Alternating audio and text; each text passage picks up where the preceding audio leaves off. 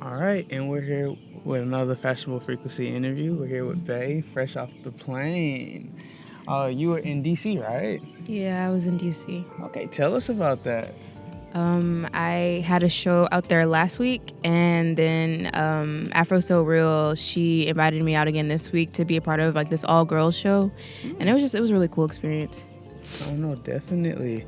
Uh, so I think you had mentioned this earlier, but you went to Howard, right? Mm-hmm. So when you were back in DC, it was just like being home again. Like, do you consider DC your second home? It is like it's like my third home because like I'm originally from Texas. Oh, okay. So great. it's like I'll be here and then I'll go home to Texas, and then my sister is still in DC at school too. So it's like yeah, like a second home. Okay, cool. And when you were out there, did the DC natives get a sneak peek of some of the stuff you're cooking up?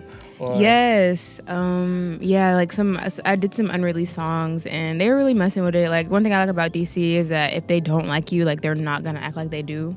So like I'm like, okay, cool, like y'all gonna keep it real. Yeah, always. So.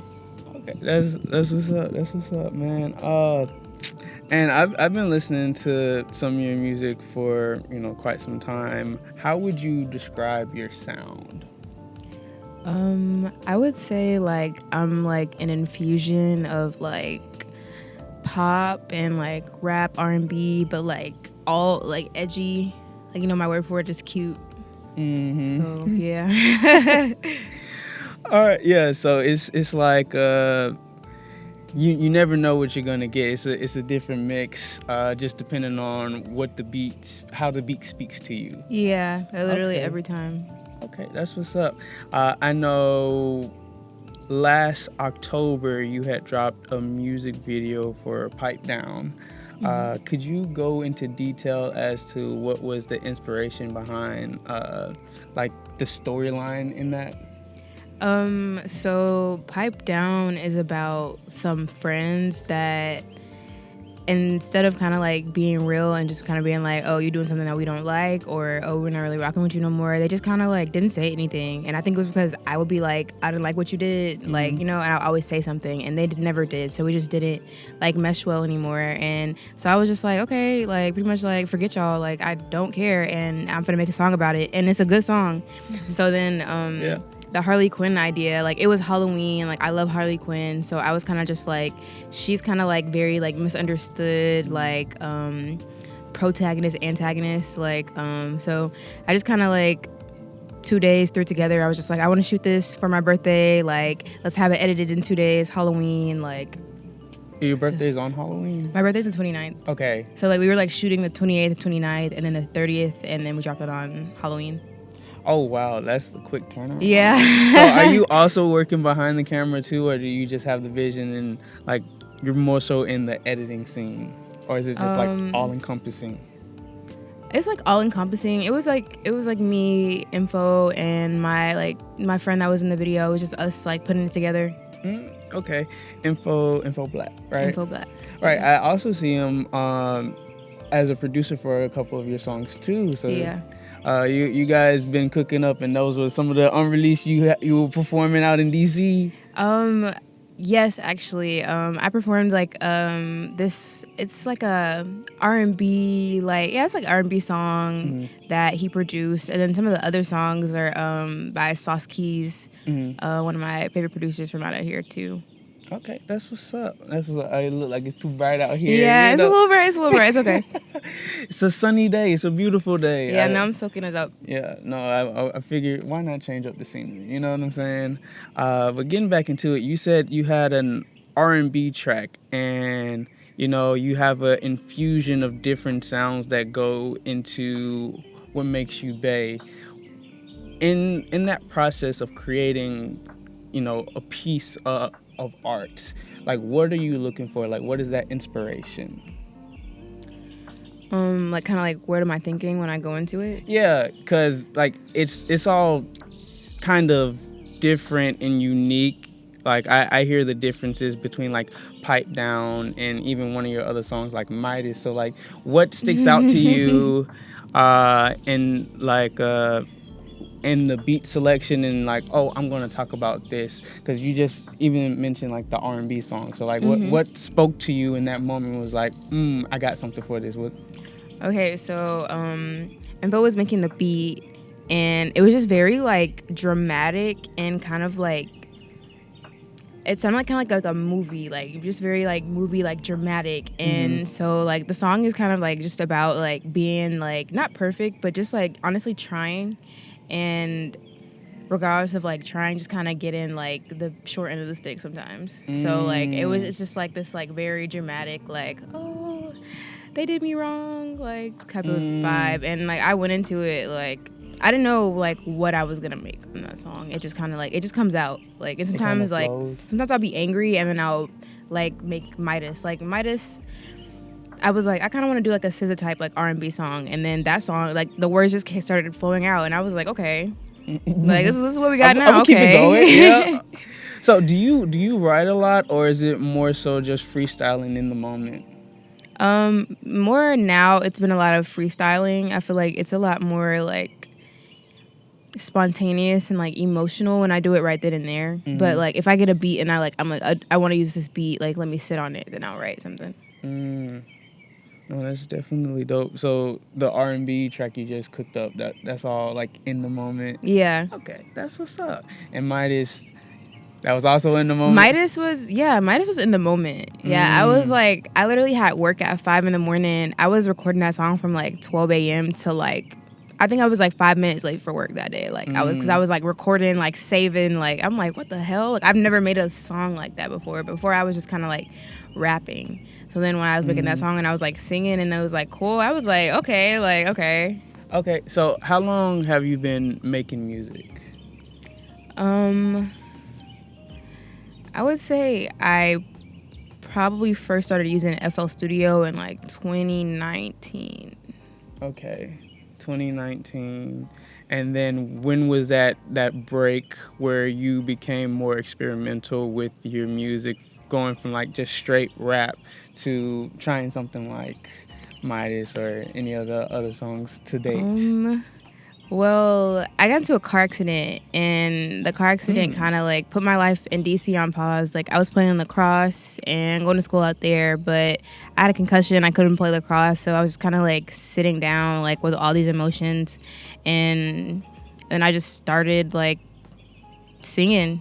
I guess like melodies and like stuff. Like I can still rap, but like most of my music, like if I'm rapping, like it's like it's melodic. Like, so I just kind of like, after the car accident, I guess like my brain cells were just like, all right, you're gonna start singing. So I don't know, I feel like everything happens for a reason. It just kind of like shifted my life into like a creative like lifestyle instead of like so like academia and like sports focused. Yeah, I hate that traumatic event had the creative awakening, but I'm kind of glad that we have it, you know? Yeah.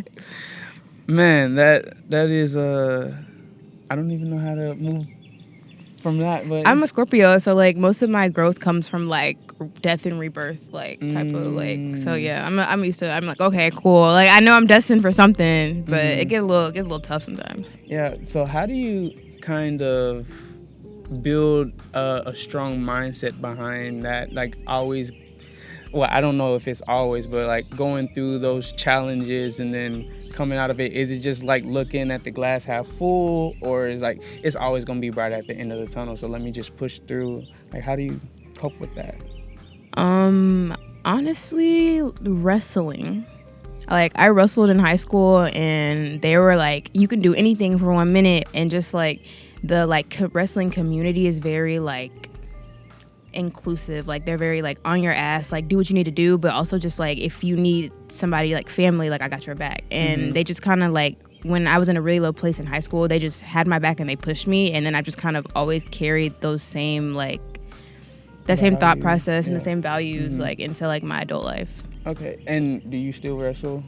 No, sometime I go to like club and I'll beat a couple boys up, but not really. It's not really as popular in Georgia as I was in Texas. So, but for you're girls, you're still in that community though. Yeah, somewhere. Okay. definitely. No, that's awesome. Wow, you just really athlete. You know, you lacrosse, wrestling. Are we missing anything else? I ran track a little bit in high school, but I wasn't that good, so I was like, Oh, all right, yeah, probably faster than me, but well, so starting your career in 2019 to 2024, could you tell someone or give someone a piece of advice that is looking to start their, musical career right now? it's never too late. Mm-hmm. Do you. Definitely always do you. Don't be afraid to like experiment.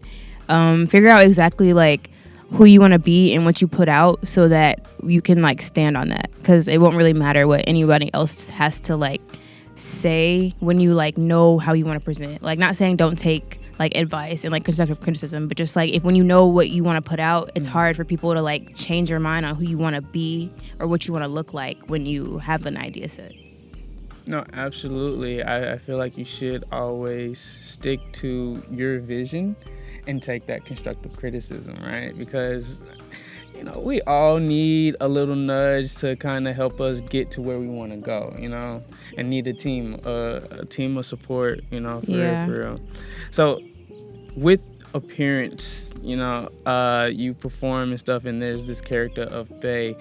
What would you describe her like sense of style and fashion?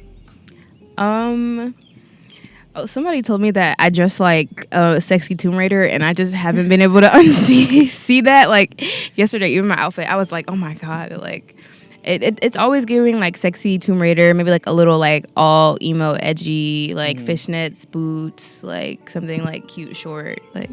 Mm-hmm. And I know you're fresh off the plane, so I see you dripped out in the all black. What would you describe this fit as? This is like a cool go-to. Like, I got a little belt, like I got my Tomb Raider top on, black jeans with rips. It's always easy go-to, and some like sandals, cute sandals. It's like, it's chill. Yeah, chill but a big deal. I like that. I might take that. Chill but a big deal. No, 100%. Well, I appreciate you stopping by and capturing this, because this is our second time doing this. Technical difficulties on the first one, but I feel like we had a better conversation this time around. Yeah, it was cool. All right. Well, until next time. Oh, before we leave, where can the people find you? On everything at $Bae, BA3. On Apple Music, Spotify, SoundCloud, it's just BAE. So yeah. And what do you have in the pipeline? Right now I'm working on a couple of EPs, all different sounds, but I'm focusing on singles right now and coming up with some video treatments. Okay, cool. And are we going to be blessed with some unreleased at Fashionable Frequency? Of course. Oh, shit. Hey, you got to be there, man. Be there, be square, man. See Bae pop out, some unreleased, probably some of the stuff that's already out, but it's going to be an experience of a lifetime, so we hope to see you there. Yeah. Until next time, peace.